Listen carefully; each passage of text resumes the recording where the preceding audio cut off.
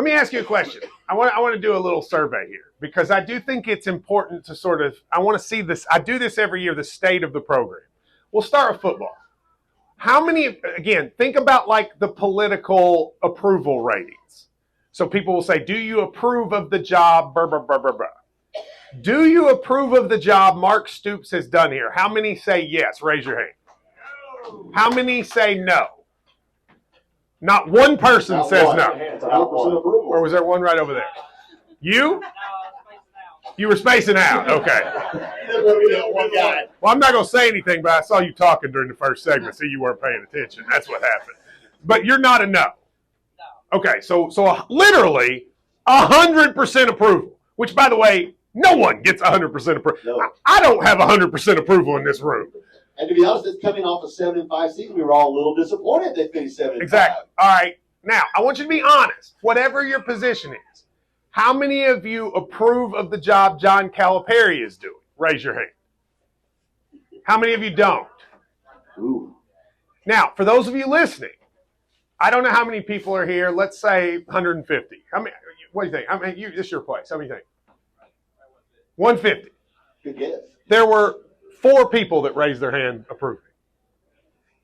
I don't know I don't think the rest of the country realizes, and I don't think a lot of our fans that aren't dialed in realize how bad it is with Cal right now. There's 150 people and 4 raised their hand as approval. Ryan, that's eye-opening to me. I mean, before the season, let me change it. How many of you would raise your hand as approving before the season? Raise your hand. How many of you would have said disapproving before the season? So that's like 85-15 approval before the season. So does that mean we're prisoners of the moment, or has something changed since the start of this season? I think just as our fan base, they're getting a little tired of him talking down to us and acting like, it's not that big a deal. I think that's, when you're winning, he can, get away with that. But when they're struggling a little bit, you start talking down to us, that gets old pretty fast. I think that is a big part of it, is how he's relating to us, the fan base. So how does he win us back? Win. Okay, but how much win? Like I had somebody ask me, what's got to happen this year? Is making the tournament enough? No. We can never be the school that says, all right. the tournament. What if he makes the Sweet 16? I think that's right on the line. I think Elite 8 or better, fans are back in. I think Sweet 16 is right on the line. You're going to win some back. But is the Sweet 16 okay knowing what the class is next year? I think you do have to make that second weekend of the tournament.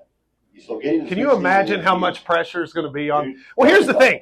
I think if things go well, okay, now there's a world where it goes bad. But I think if things go well, we're going to be like, we could be our best versions like a 4 or 5 seed. Can you imagine the pressure on that second round game if we're a 4 playing a 5 to go to the Sweet 16?